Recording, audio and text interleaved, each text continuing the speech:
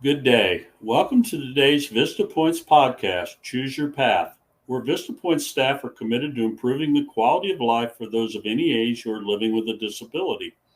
Vista Points serves the community by providing professional trustee services and education about special needs trusts. The organization partners with a variety of nonprofit and corporate entities to better the lives of those living with physical, mental, or intellectual disabilities.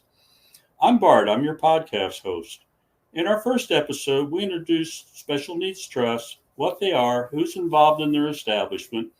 In this episode, in celebration of February, we're sharing heartfelt stories about how special needs trusts have helped people live a good quality of life. We'll welcome our special guest on this podcast to share these stories. Valentine's Day is best known through Heartfelt Moments. We're going to share some heartfelt stories involving Special Needs Trust in today's episode of Choose Your Path. I'm proud to introduce our special guest today, Miss Darlene Kemp. She's joining us in the studio. She's the Executive Director of Vista Points, the Special Needs Trust and Resource Center. The organization has 3 offices across Tennessee, with the headquarters located just outside of Nashville in Mount Juliet. Darlene has over 40 years' experience in the healthcare field. She's been a part of Vista Points for over 14 years. During that time, the organization's grown, added more services, and become a leading trust company in Tennessee. Darlene, for the acknowledgement of Valentine's Day and this month's podcast are called Heartfelt Moments. With that said, could you tell us a story or two about your trust clients who were able to provide a heartfelt moment? Well, hi, Bart. I am happy to be here today on this podcast, especially when we're focusing on Valentine's Day and things that tug at our heartstrings. I want you to know that during this podcast and any story I tell, if I mention a name or say a location, I have changed that to protect the identity of our client, the beneficiary. So, I also want you to know that each beneficiary, no matter what age, they could be an infant or a senior citizen, they are all living with some kind of disability. It could be physical, mental, or intellectual. And our company helps them live a better quality of life while they use their trust fund monies. So, you asked for a heartfelt story, and I do have one for you. Let's see here. Okay, I've got it. We had a beneficiary who was an older woman who was living in a nursing home and she wasn't getting better.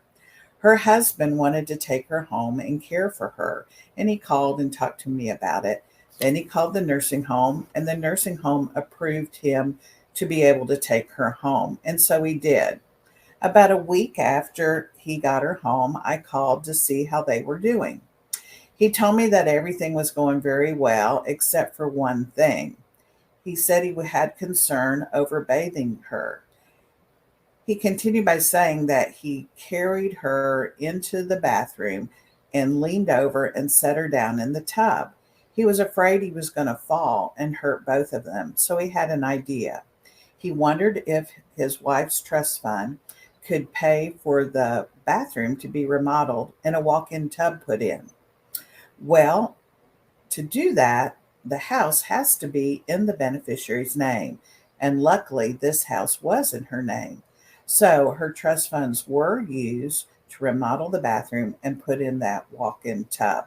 It only took a few short weeks, and both of them were so happy. You know what made me happy was that they were able to stay together. And this husband took care of his wife for 2 more years before she died. At that time, I think they were 87 and 85 years old. In that time and before, they had a good quality of life. For me, I focus on quality of life and not quantity of life. Being able to help this woman and her husband touched my heart. Wow, Darlene, that's a good story. I know as we age, having someone in life that we can trust, share our intimate feelings and day to day activities is really important. Nobody wants to be alone in the final days of their life. That's true, Bart. But let me tell you about someone else. And this one's a child because we do serve people of any age. There was a young boy who had encephalitis, which is swelling of the brain. He lived with his grandmother and he wasn't able to walk because of the weight of his head. So his mother would push him in a wheelchair. They would go on walks and do all sorts of things because she wanted him to have, as she said, a normal life like any other 8-year-old. Well, one day the grandmother called and she said, I think my grandson would be able to have a good time in the swimming pool, and the gym will accept him if you will pay for the membership and swimming lessons from his trust. I will go with him. I'll be in the water with him to make sure he's okay, and I think this will really help him. Well, I approved the purchase of the membership and the swimming lessons. A couple of weeks later, you won't believe what happened. I was opening the office mail and found an envelope from the grandmother. Inside, she had a photo of her grandson, our beneficiary, swimming in the pool. He had on a life jacket and a helmet. The smile on his face really got to me. He was so happy. This request that the grandmother made didn't use a lot of the beneficiary's trust money. In fact, it was only about $85. And for something so inexpensive, it made a huge difference in the boy's life. It also gave the grandmother the opportunity to get some exercise in the pool and to have social interaction with other people at the gym. It was a win win situation for both of them. Darlene, it sounds like you've got lots of interesting stories that you can tell us about the situations you run into. We've got time for a couple more. Do you have time to share them with us? Oh, Bart, don't get me started. Can I ever tell stories? And they're true, but as I say, I change a little bit so you can't recognize that person. What stands out about these stories is that each beneficiary is living with a disability, but their illness doesn't define who they are. They continue to live, have dreams, and experience things. And they're able to use their special needs trust funds for everyday items or for services that enhance their lives. Now, let me think of another story for you. How about a story about a young man going on a trip? We've got time for that. Tell us. All right. Well, this young man, he was living with mental illness. The young man had talked about going on a trip for years. He wanted to go to Africa on a safari, but he knew he couldn't go because of his illness. We talked and talked over the years, and finally we made a plan because he was getting more stable. Over the next year, the young man was able to get therapy that helped him immensely, and he was put on a medication that was found to work perfectly in his body to control the mental illness. His therapist provided a letter stating he was able to travel, but he needed to take a caregiver with him and accompany him on the trip. Well, that's all it took. The young man got so excited. He found a travel agency who booked him and his caregiver on a 2-week trip to Africa. It was his own African safari. Before the trip, this man called the office every day for weeks. He wanted to know like what clothes he should take. He wanted to know about traveling on the plane. He wanted to know what the best camera to use to photograph the wildlife and what would the food be like in Africa. He had so many questions and we enjoyed talking to him about it. He was so anxious for the trip. He did make it on the trip with his caregiver and it went off without a hitch. The young man has, as he would say, an awesome time. He got lots of photos of the animals, and I bet he thanked me for approving this trip from his trust funds about 20 times. This guy and his story really touched my heart. I bet he's got lots of stories to tell to people about that trip he took. Sounds like you get really close to your beneficiaries. Is that right? Oh, yes, we do on some of them. And it's not just me, it's the staff too.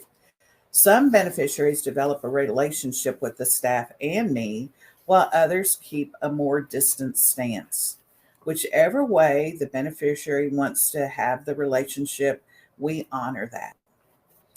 Is it okay if I tell you one last story about a very special woman? Oh, we'd love to hear it. Go ahead. Okay. Well, this woman lived in the country and had won a lawsuit settlement from an auto accident. The money from the lawsuit settlement was put in a special needs trust, and that's how I got to know her. We managed her trust. Over the course of a couple years, we became very good friends, and she would call the office to check on me, and I would call to check on her. In fact, when she would call, the staff would say, Darlene, your sister's calling, and we'd all laugh. Well, about once a month, she would call and ask me the same question over and over. That question was, will you take care of me when I die? Each time she asked that, I told her that I would handle her final arrangements and take care of giving her belongings to her family as she wanted. Then I'd tell her that I thought she'd live many more years. This would calm her down and make her feel good, and we'd end our conversation. As time passed, she became ill. Her heart was failing her. She ended up in the hospital, and I visited her there, but wasn't permitted to see her because it was during the first phase of COVID. No one was allowed to see the patients in the hospital. She called me while she was there, and she asked me that same question. Will you take care of me when I die? I told her I would. And a few days later, she died. Ooh, I'm getting all choked up. I kept my end of the promise. I met with her family and friends. I I followed her wishes word for word. She was cremated, and her remains went to her sister. It was a very sad time. This woman had so much life in her, and it was gone so quickly. I was glad that I got to know her. I didn't see her for her disability. I saw her as a person living with a disability. She made a difference in my life, and I hope I made one in hers. Darlene, you're tugging on my heart. You must really feel the beneficiaries and the pain that they go through. I can tell from these stories that you not only provide trustee services to all these people, but you also become acquainted with, and there's someone that they can rely on for the little things or big things.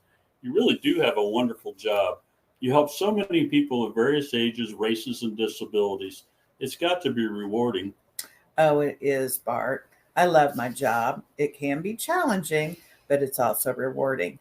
And in fact, my staff and I are so blessed to be able to help so many people live a good quality of life. Darlene, thank you so much for joining us today on this podcast. I hope you get to come back. This concludes today's episodes of Choose Your Path, a Vista Points podcast. Subscribe now to our YouTube channel and stay up to date for our latest episodes, which go live the 1st and 15th of every month. Or you can visit Vista Points website online at vistapoints.org. You can find all the episodes there. This podcast is one way we create awareness and provide education about special needs trust. But as we've seen today, this is not a one-way street. We encourage you to participate by asking questions. You may submit your questions via our Facebook page. Look up our page, Vista Points Inc. You can call the Vista Points office at 888-422-4076. That number is 888-422-4076. Each of the Vista Points team is here to help you answer your questions and assist you any way that they can. Enjoy your day with your loved one. Come back for more information March 1st. I look forward to talking with you then. Cheers.